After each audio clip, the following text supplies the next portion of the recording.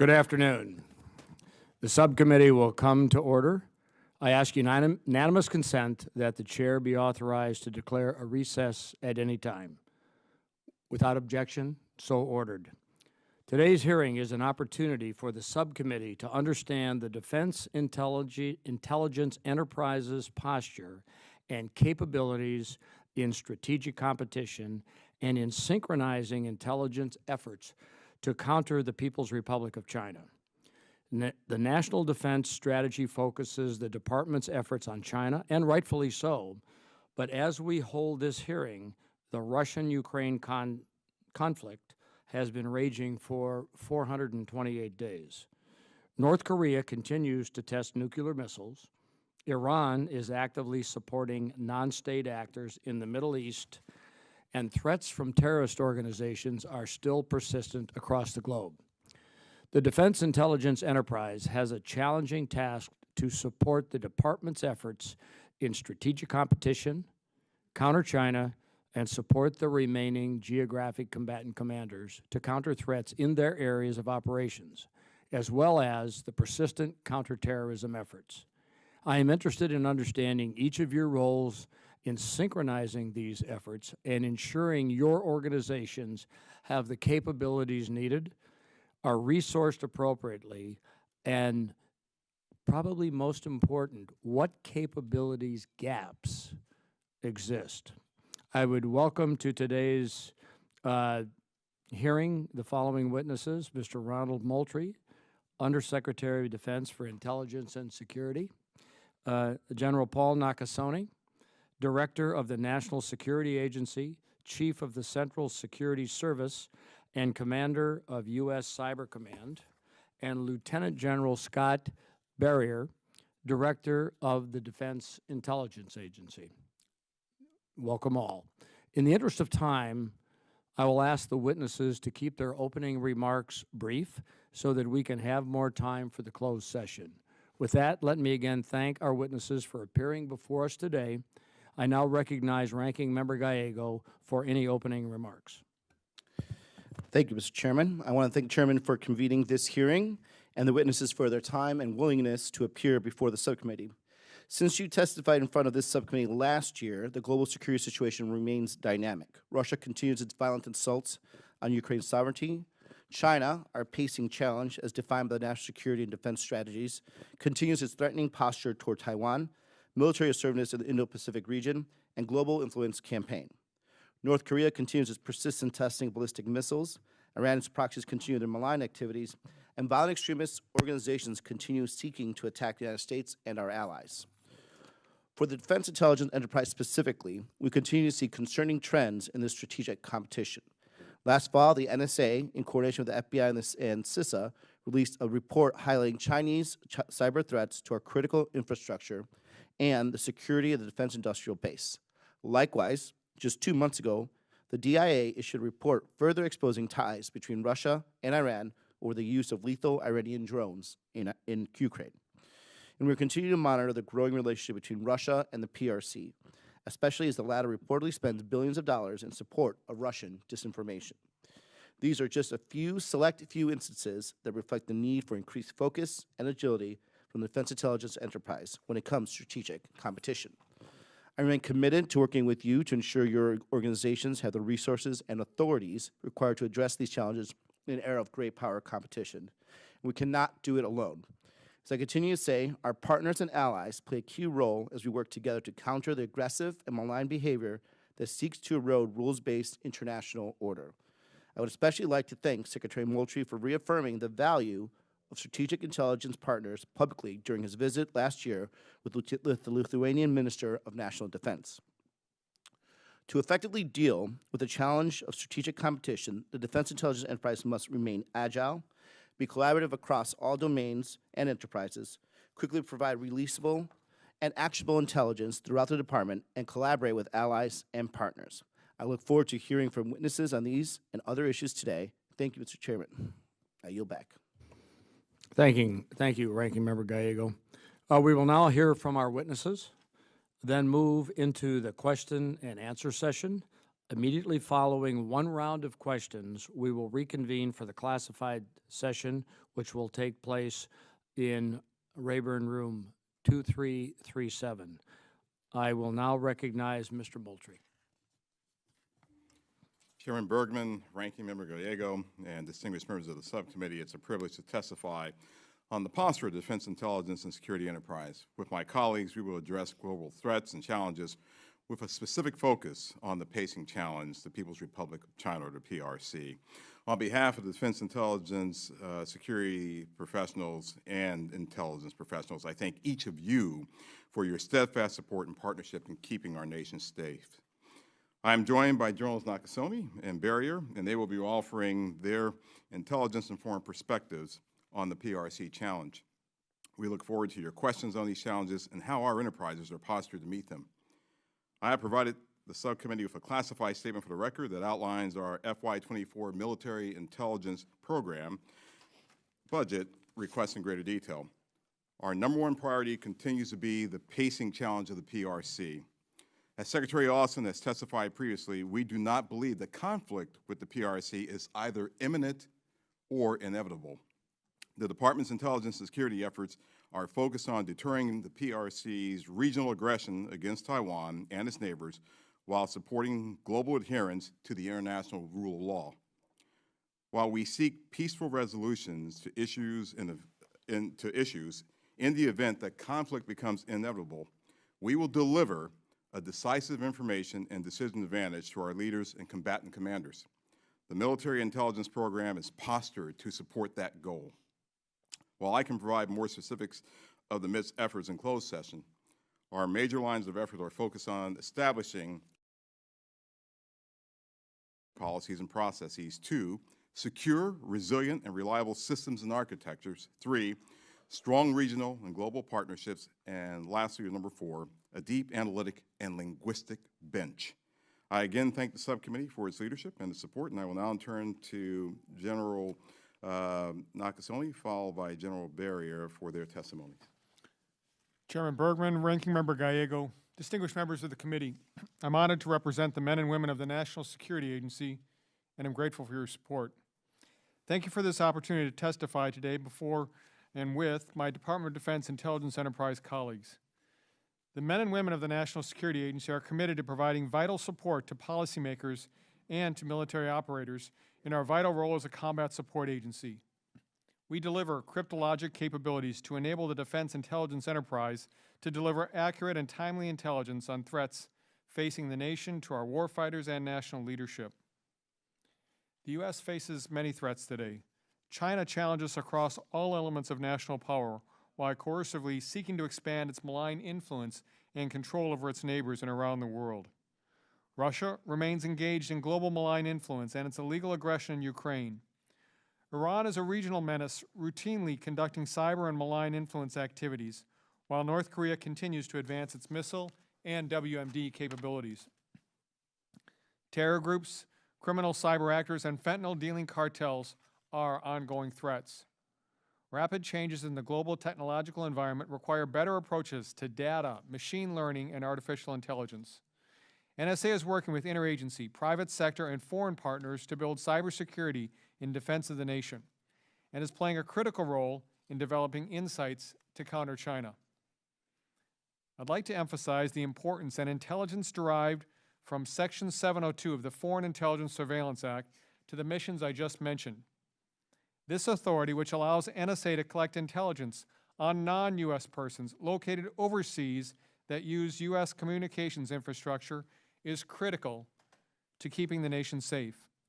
I look forward to continuing to speak with Congress about 702's importance and the rigorous compliance program that guides our use of it. In my role as the Director of NSA and Commander of U.S. Cyber Command, and pursuant to recent guidance issued by the Department of Defense, I am closely examining access, accountability, and security in our workspace in collaboration with the whole of government efforts related to the protection of classified information. Maintaining the trust and confidence of our nation's leaders and the public remains a top focus. Your support is what allows us to achieve positive national security outcomes for the nation. Thank you again for inviting me today, and I look forward to your questions. Chairman Bergman, Ranking Member Gallego, and distinguished subcommittee members, thank you for the opportunity to discuss the Defense Intelligence Agency's assessment of the global security environment. I am pleased to join Honorable Moultrie and General Nakasone today to discuss the complex threat landscape and our work to provide timely, insightful, and rigorous intelligence. DIA and the Defense Intelligence Enterprise are transforming our approach to meet threats to our nation posed by strategic competition with China, Russia, and other foreign nations. With your continued support, DIA and the DIA will continue to excel in providing all-source analysis, human and technical collection, open source collection, material exploitation, modeling and simulation, and other unique mission sets.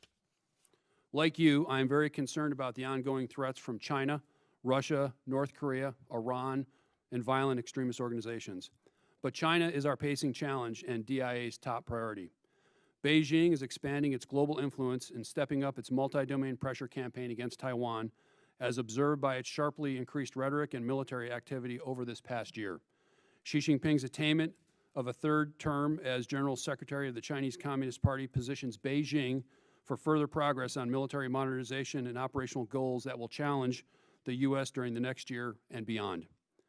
The war in Ukraine is also a priority for DIA. For the Russian military, 2022 was not a good year. The new-look army is gone, and in my view, we are at a particularly dangerous place with Russia. Putin is not seeking an off-ramp, and Moscow has asserted publicly that it remains committed to achieving its objectives in Ukraine through military force. DIA has unique responsibilities, expertise, and missions that you trust us to lead, such as foundational military intelligence, defense human and cover, measurement and signature intelligence, known as MASINT, and JWICS. Your DIA officers provide strategic, operational, and tactical defense intelligence to our warfighters, defense planners, policymakers, and the acquisition community. One final area I would like to highlight during my testimony is the workforce. As you know, our workforce spans the globe with innovative and forward-leaning officers. These talented and dedicated experts are making strides to defend the United States and our allies.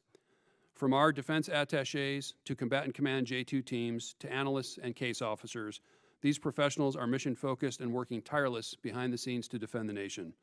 I'm proud to represent a dedicated workforce that provides intelligence on foreign actors to prevent and win wars, and to illuminate opportunities to enable the United States to outpace our strategic competitors. I also echo General Nakasone's comment on Section 702 reauthorization. Our all-source analysis depends on it. I look forward to your questions on the global threat environment, and thank you for your continued support and opportunity to testify today. Thank you. I would remind everyone, especially those giving testimony, we are not in a classified setting here. I know I don't have to tell you that, but I think it's important that we all understand we will go to closed session after this. So I will recognize myself here for 5 minutes to start. And all of my questions here are for all of you, so feel free to whoever feels like you want to chime in. First, what lessons have your organizations taken from the Russian-Ukraine conflict that are helping you shape your efforts to counter China? Yes, Chairman, I'll start and turn to my colleagues. I think one of the top lessons that we took away in the Defense Department from an intelligence perspective is that we have to have the right sharing policies in place to be able to provide our allies, and in this case, the Ukraine, with the intelligence that it needed to actually defend itself against a formidable, at least seemingly formidable, adversary, if you will. So that was probably lesson number one. Lesson number two was ensuring that we had the right partnerships and establishing those partnerships early on, and not waiting till after a conflict actually broke out to do that. So ensuring that we had the right individuals and the partnerships. And the last one that I'll highlight is just ensuring that we have the right skill sets, ensuring that we have the right analytic expertise, ensuring that we have the right linguistical expertise is something that we took away as something that we have to be prepared for if we are to face the pacing challenge of the PRC. Chairman, I would add two ideas here. First of all, intelligence and information, and what a strength it is to our nation. If you would have asked me 3 years ago, would you anticipate releasing some of our most sensitive intelligence broadly to the public? I would have said I could never imagine such a day, but yet in the fall of 2021, with the President's decision and the direction of the Director of National Intelligence, we did that. And we did it in a manner that was allowing us to do three things: build a coalition, impact an adversary, and enable a partner. That is a lesson that we have taken to heart. And at the same time, while we've been able to do that, be able to protect our sources and methods. The second piece that I would highlight is the tempo. We go from competition to crisis to conflict in weeks. And the pace in terms of the provision of intelligence is much quicker today than anything I've ever seen before. And I think it will only speed up with our ability to process information, the collection that we're taking in, and obviously the information that we're providing. Chairman, thank you for that question. I would offer three things from the DIA perspective here: partnership, secure communications, and continuously refining our tradecraft. So on the partnership piece, we all have deep professional and personal partnerships with our counterparts in other nations, and those personal relationships go very, very far when you can pick up a secure line and have a conversation with your partner about something bad that's about to happen. That is key. It's clutch, and it's clutch today.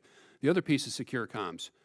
We had the ability to install a secure communications network that was able to support Ukraine and our partners on this, to be able to disseminate the information that Honorable Moultrie and General Nakasone are talking about. It's so key to have that. And then the last piece is to continuously look at ourselves to refine our tradecraft. We rest everything on sound tradecraft principles, whether that's analyzing foreign military forces or analyzing their will to fight. We have to go through a continuous process to reevaluate that and make sure that we're doing the best that we can. Thank you. Thank you. And I just wanted, before my time expires here, each of you touch on your ability to get the right people in the right positions, have them, a full up round, if you will. How are you doing as far as being able to recruit and maintain the workforce you need? Yeah, I'll start, Mr. Chairman. I think we're doing better. There's a lot more work to be done, especially if we are to get the skill sets and the linguistic skills that we need to prepare for any inevitability that we might face with China. And so being able to bring in those linguistic skills, hiring the right expertise, I think is going to be something that we have to continue to focus on. Chairman, we're in the midst of our largest hiring year ever in our agency's 70-year history. And I would characterize it as being one that, while we will meet, it will be incredibly challenging for us, just because there is so much competition for the best and the brightest today. It's interesting that as we go out and make our pitch, one of the things that certainly that we're able to do quite well is to talk about the benefits of the mission that you work. But I would also say, just in closing on this, that we have to have a new paradigm as we look at the workforce of the future. Not everyone comes into government service for 30-plus years. And so we have to be ready to recruit, train, retain, and then also return people that go away for a period of time, bringing them back to our agency with open arms and readily. Chairman, thank you for that question. We are attracting a lot of talent, and we're getting a lot of really, really good folks into the agency, and we have to be able to sustain that. DIA is undergoing its only HR modernization effort that we've ever gone through, and the ability to attract that talent, to retain that talent, to make sure that we can professionally develop them, that we have a talent management system that they thrive in is really, really key. So we've got some work to do. We think we're on the right track, and we do appreciate your support for that. Thank you, everybody. And Ranking Member Gallego, you're recognized. Hey, Mr. Chairman. We've all heard the public statements from the Chinese president telling his military to be prepared to invade Taiwan by 2027. There's a fair amount of speculation when it comes to that date or any date. In your assessment, could the PRC launch a successful military invasion of Taiwan? And if they could, what would be the cost to China? When I say, can they make that jump by 2027 or near that time? To be more specific, we can start with General Nakasone. Ranking Member, as the Secretary has talked about, I certainly believe that any type of conflict with China is not imminent nor is necessarily inevitable. To your very specific question, while we have heard the statements in terms of what President Xi would like to do by a specific date, I think where we are focused right now is to ensure that there is no miscalculation. Yep. And that's where we have focused a tremendous amount of time to ensure that we clearly understand the capabilities and intents of the People's Republic, and at the same time, we're able to provide early warning and that type of indication to our forces in the Pacific and to our senior policymakers as well. Thank you. To follow up a question on that, I think Lieutenant General Berrier and General Nakasone, you guys both have created organizations within your respective departments that focus on China. One is the U.S. Cybercom NSA China Outcomes Group, and the other is a DIA China Mission Group. Can both of you discuss what these groups provide to you for in your departments, obviously considering the setting we're in, and do they collaborate? And if you can answer as much as possible now, we can also obviously follow up in greater detail in the classified section. Ranking member, they absolutely collaborate. In fact, we had the leader of General Nakasone's team into our headquarters just a couple of weeks ago, so there's crosstalk and discussion.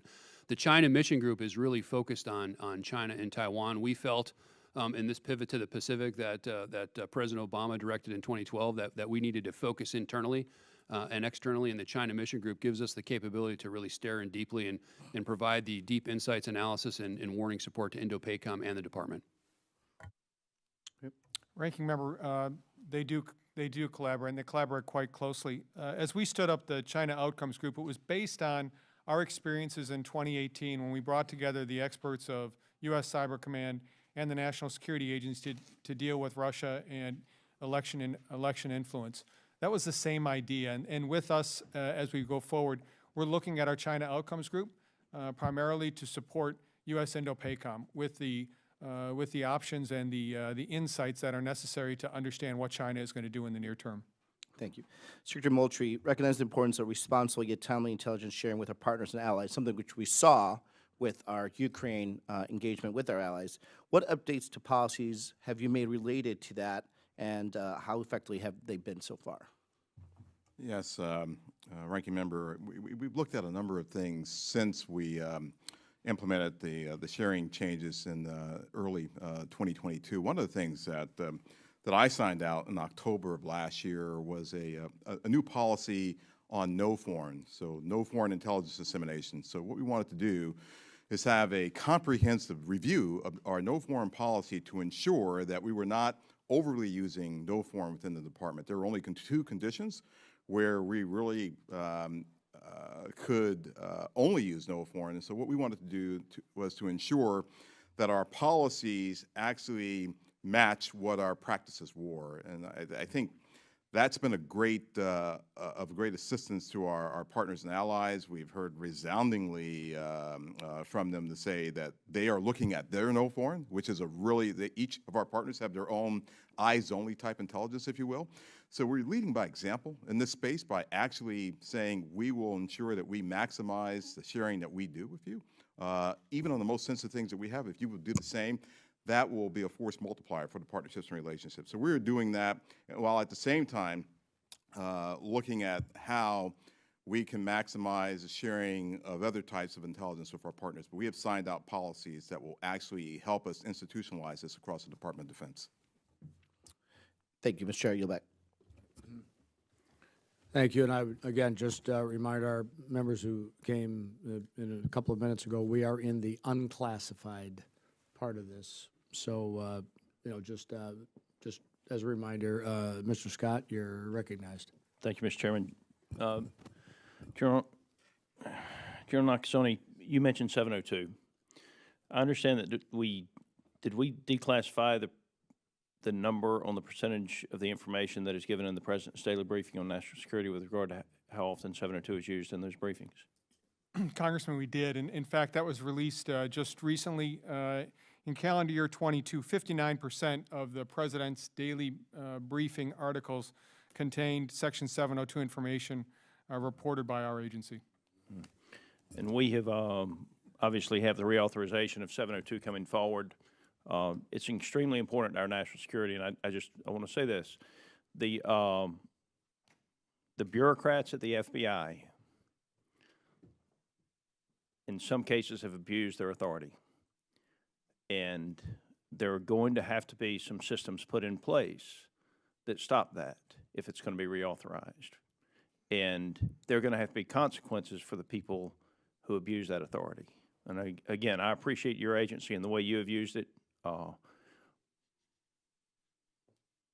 But people have to understand, and the President of the United States needs to understand, there are going to have to be some guardrails for 702 to be reauthorized because of the abuses that have occurred, predominantly with bureaucrats at the FBI.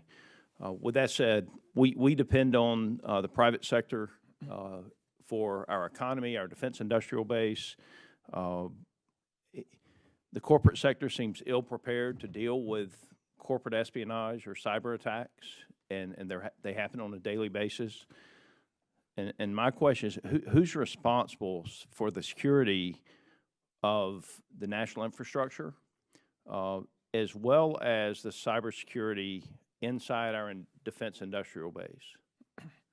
So, Congressman, in terms of our critical infrastructure, as you well know, 16 different sectors of critical infrastructure. The one sector that the Department of Defense is responsible for is the defense industrial base.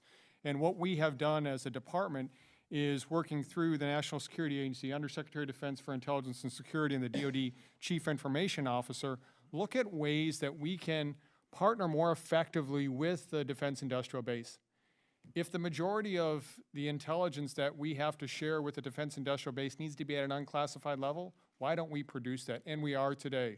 And so we have stood up a cyberspace collaboration center outside of the National Security Agency that regularly is talking with the defense industrial base. Over 300 different defense industrial base companies today that are talking regularly. And I think to the important piece of not only just getting the information from the private sector, but giving. What are we seeing as well? And then having this discussion, what's anomalous that's happening? Mm-hmm. You alluded to this. The Armed Services Committee had serious discussions back in December, over a year ago, about the declassification of the intel. I want to give our intelligence community tremendous credit for just how precise the intel was with regard to Russia and what they intended to do in Ukraine.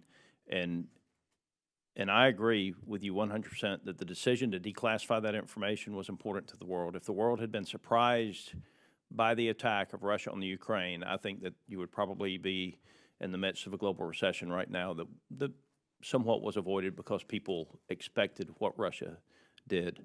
The thing we missed was how important the will to fight was. I mean, we thought Ukrainians could hold out for weeks or months, and they have given the Russians a pretty good punch in the nose, and I hope they keep doing it. With regard to declassification going forward, that's an example of how it worked. It obviously doesn't work every time, but what suggestions do you have for us on declassification? Do you want to start? Okay. So I'd begin with, Congressman, the fact of it's a two-way dialogue, right? The importance of the agency that is looking at the sanitization or the declassification material, working with a series of different senior policymakers and senior military commanders, say this is the art of the possible. This is what we have to do, and this is what we have to protect. That dialogue was very rich in the fall of 2021. The second piece is the work that this committee has done to empower our agencies with the collection that we need gives us tremendous opportunity. At the end of the day, this is really powerful collection combined with really good analysis. Gentlemen, thank you.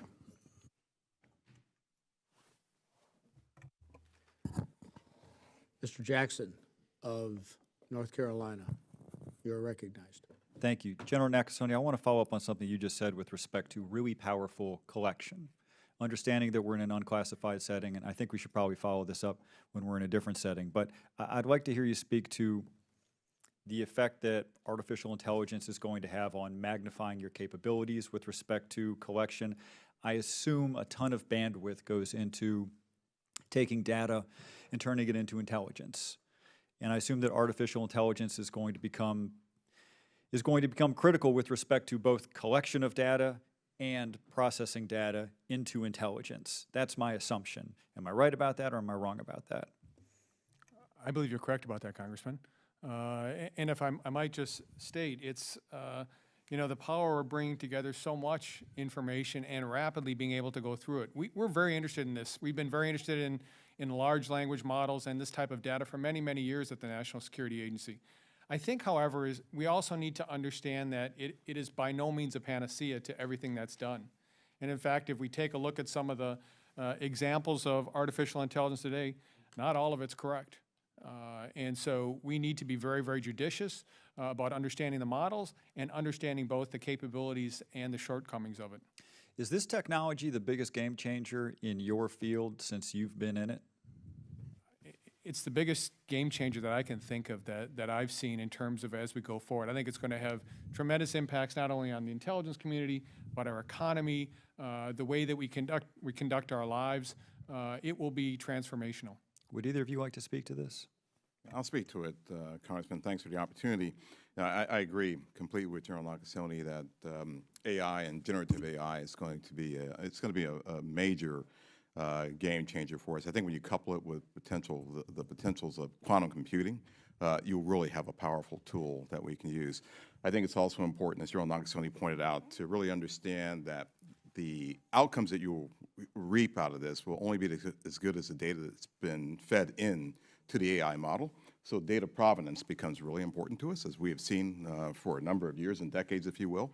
You have to ensure that you feed the right data into the model, the large language model. If you don't, you will get an outcome that is not the correct outcome. And we know our adversaries are considering or already thinking about large data models, if you will, and how they may use it against us. Our being able to understand and being able to identify when something is actually an AI-generated outcome is something that's going to be very important to us, too. Congressman, I would add that this committee expects DIA to be the master sense makers of the operational and strategic environment.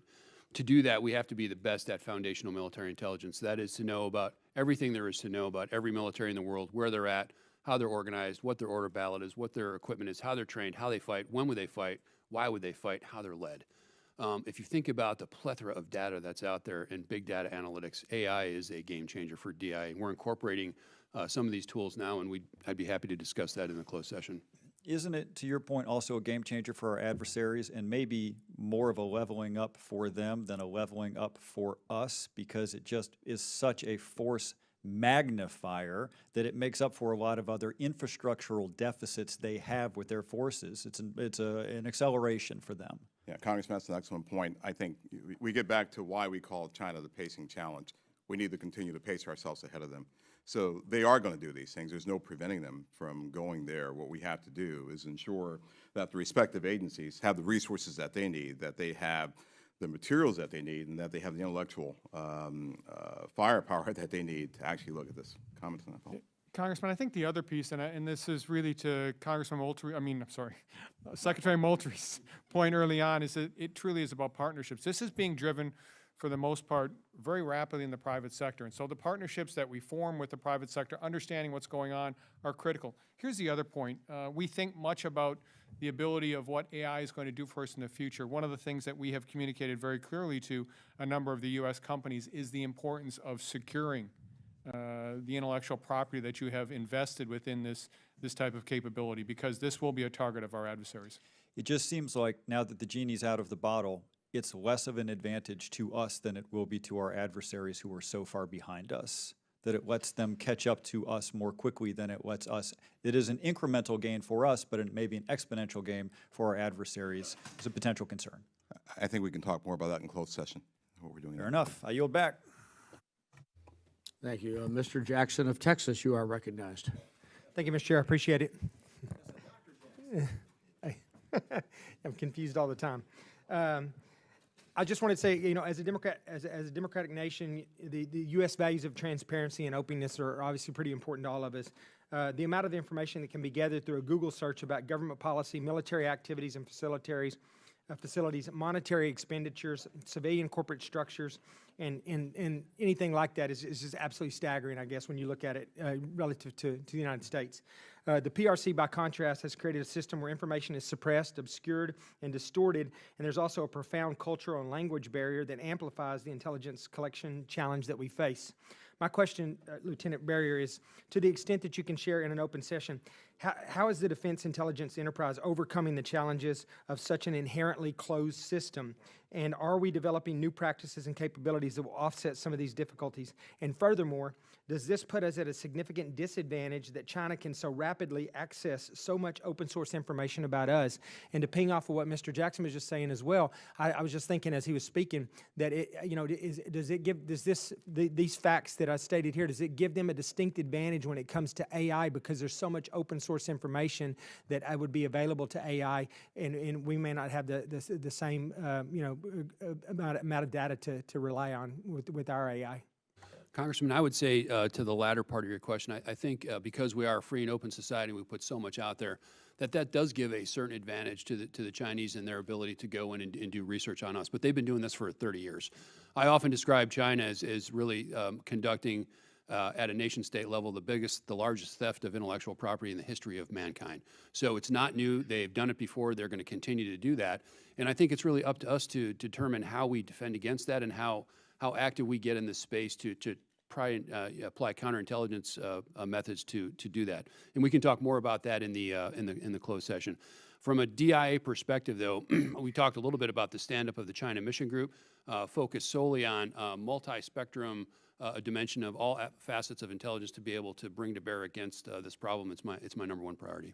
Yes, sir. Thank you. I appreciate that.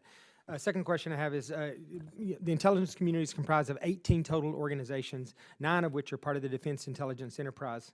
I know that as the intelligence collection, the means at which we can collect intelligence increases, so does the amount of intelligence that we collect. However, what I'm wondering about is, this is for you, Dr. Moultrie, what are we doing right now regarding potential stovepiping within the intelligence agencies? I think that's haunted, organizations, not just the IC, but law enforcement and everybody else, and it's led to to things that easily could have been prevented, but one agency didn't know what the other agency was doing. What are we doing within the defense intelligence community, to prevent stovepiping and work with the sister agencies? I think both my colleagues have talked about the relationships that we have, but there's also formal mechanisms that we have that allow us to collaborate. There's integrees that we have in all of our agencies where we have individuals who work from my organization within NSA, from my organization within DIA, from DIA within my organization, in GA, and the same with the National Reconnaissance Office. We all have an integrated system, if you will. What we started recently was the first stand-up of the Defense Intelligence Enterprise Management Council. So one of the things that we decided to do at the Undersecretary of Defense for Intelligence and Security is actually bring a council together of agency heads where we could get together and actually talk about how we could further share, how we could further collaborate on a number of different things. That session, I think we had it in March. I'm going to say it was early March, if you will. It was actually visited by the Deputy Secretary of Defense. The Secretary was out that day and could not do it. And she talked about the importance of us collaborating and sharing to ensure just what you're talking about, sir, that there is no stovepipes. So I think what we've done is we've taken some of the informal mechanisms that we've had and we formalized them. Of course, the DNI, Director of National Intelligence, has the executive committee that brings all 18 heads together, if you will. We do that once every other month or so, and we have this way of communicating between those integrees that we have that are scattered throughout the various agencies, the relationships that we have, and the formal mechanisms, Congressman, that we have put in place. Okay, thank you, sir. I appreciate that. Thank you all for your time. I yield back. Yeah. Representative Slotkin, you're recognized. Thank you, Mr. Bergman. So thanks for being here. A couple of questions and then a comment. I would say also for those of us who are engaging now so frequently with folks who are in the AI commercial space, who are developing new commercial technology, I mean, all of them would say that ChatGPT is one of the most ground-shaking changes or innovations out there. It's the fastest growing system right now, at least if you talk to the folks in Silicon Valley, and they will rattle off a list of military implications of the commercial availability of that AI, right? Putting it at someone's fingertips. They will say automated target recognition, military robotics, intel analysis, and I say this as a former CIA officer, right? Logistics, modeling and simulation, missile guidance, wearable systems, terrain analysis, like on and on and on and on. So I certainly know that you all have been focused on looking at other militaries and what they are incorporating in terms of AI. But who's in charge of looking at what the commercial availability of AI will mean for the U.S. military? So for the Department of Defense, we have a chief data officer that looks at this and has been looking at AI. We also have our research organization led by Undersecretary Hsu that is looking at AI. Of course, ChatGPT is just one of the programs that is out there. And of course, if you look at discussions that are being held even today out in San Francisco with the RSA Security Conference, I think they have identified generative AI as the #1 thing that we should be looking at, and that's rightfully so. I believe you have a representative out there who's been on the news over the last 2 days or so. So we have the mechanism in place to understand exactly what this might mean in terms of being the game changer we've already discussed in front of this committee. Now we're trying to look at the applications of it. We're trying to ensure that we understand the models, and when we go into closed session, I think we can tell you what we're doing a little bit more to actually understand how our adversaries may be using it, what we're doing to potentially counter that, and how we need to approach this with your support moving forward in the future. Yeah, I think it's adversaries, but it's also just as we've seen, right? The average American has been the victim of some kind of identity theft, ransomware attack, and it's not necessarily, maybe it's permitted by a nation state, but it's not necessarily directed by a nation state.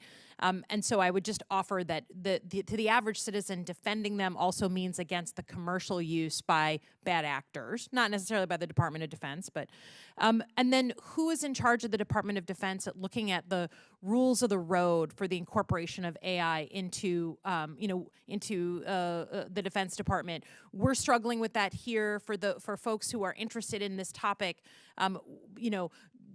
Do we legislate? Do we regulate? Do we think about it? Is there a commission? Do we want the flip phone generation regulating AI? I don't know. But I think that sorry, General Bergman, but but rotary dial phone, whatever it is. But who is doing the sort of ethical and moral implications of the AI incorporation into the Department of Defense? Who owns that? For us, we turn to policy within our organization. They're the ones who really set those frameworks and those guidelines that we live by. They work very closely with our OGC, Office of General Counsel, and then they'll work very closely with the DOJ and others to determine what's the right thing for us to do as an interagency to get after this and how it's used and how it's not used. Of course, we will provide our input as to the benefits of it, and we'll provide our input as to what the adversaries may do against us. But yeah, it really is, it's an interagency effort, ma'am. Okay. I would offer it might need to be someone's responsibility. It's an issue that's coming to a theater near us. Lastly, can anyone tell me if you've participated in any war game vis-a-vis a China-Taiwan scenario in which the private sector have been cleared in to participate? Captains of industry, folks who are not normally part of the executive branch, but who have major stakes in either transportation in and around China, supply chain issues. Those of us who come from manufacturing homes are, there is a possibility of mutually assured economic destruction if we have war with China. So please tell me if you've actually had the instance with the private sector in the room in a classified setting.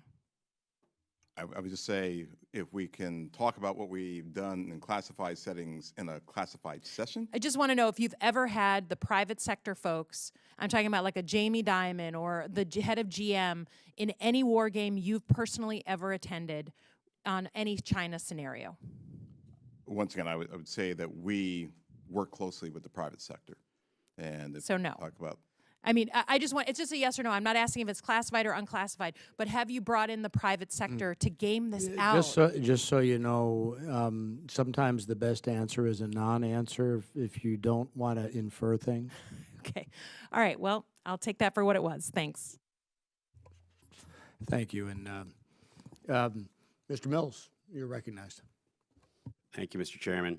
Thank you so much. And Secretary, I apologize for him referring to you as a congressman. You don't want that sentence.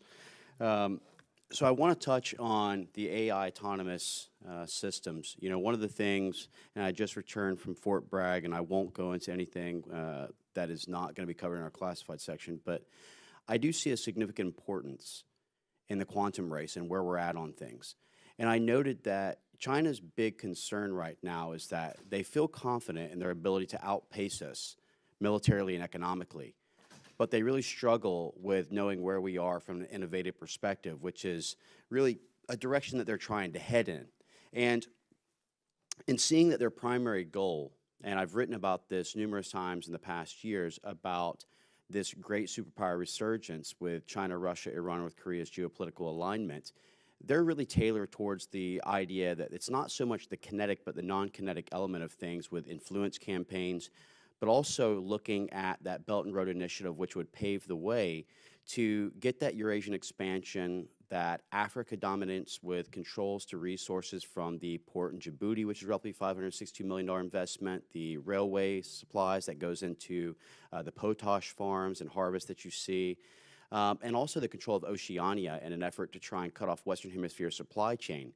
And while that in itself is concerning, we also know that they're attempting to complete that encirclement with the economic coercions in Honduras and Panama to control the Panama Canal for increased tariff and access, while utilizing that Russian, I guess, marriage of convenience, if you will, for the Chavez of Venezuela, Pedro in Colombia, and others within our own hemisphere.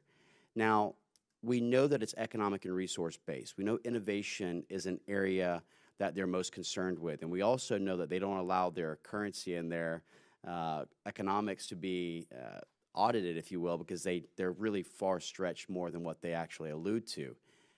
I look at the quantum space or the quantum race very much like we utilized against Russia in the space wars, in an area that we can outpace them if we continue to invest in it and drain down further resources.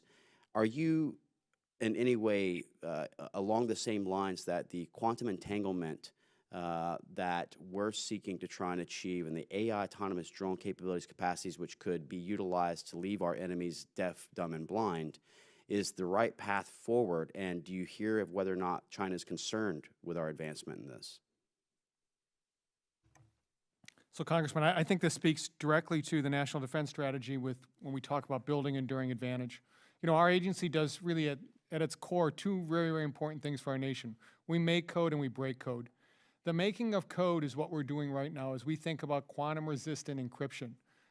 If this type of computer can be deployed in the future, we will ensure that we have an encryption that can defeat it. And we've already developed a number of the algorithms that underpin that for our national security systems, working very, very closely with NIST, being able to ensure that they understand this as well.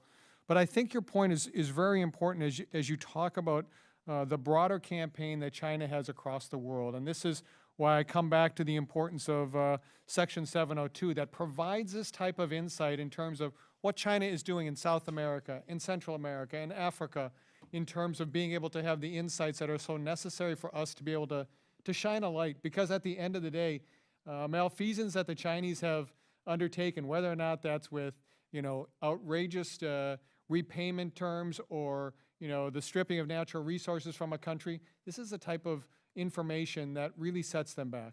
Yeah, and again, I think that when I'm looking at things, the evolution of warfare has gone far beyond the ideas of kinetic elements of just bomb to bomb, bullet to bullet, gun to gun. We have to recognize the economic resource and cyber capabilities as being the, you know, future of warfare, which can be done in a room this size as opposed to on a battlefield. And so what concerns me the most is knowing that their ultimate goal is to eliminate the U.S. dollar from the global currency by utilizing economic coercion and other methods with WHO, WEF, with the OPEC to try and undermine the petrodollar, with what they're doing to decouple us from the EU. I really see this as a whole-of-nation approach, not just from our USASOC, JSOC, and the operators on the ground, or even DIA and the EIC, but also from Treasury and the rest of good policy. And just in a quick last 10 seconds, would you agree with that synopsis? Yeah, I would agree with that, and also say the international community, the Western Alliance community, too. And, sir? Wholeheartedly. Thank you, sir. And I would say this is why, you know, working with other elements of our broader interagency is so important. The CHIPS Act and being able to work with commerce and being able to provide them the Semiconductor. insights, so very, very important. Thank you so much. I appreciate it. With that, I yield back. Thank you. And unless anybody has any other unclassified questions, this will conclude the open portion of the hearing. We are adjourned. We will reconvene as soon as everyone gets into their seats at Rayburn 2337 for the closed session.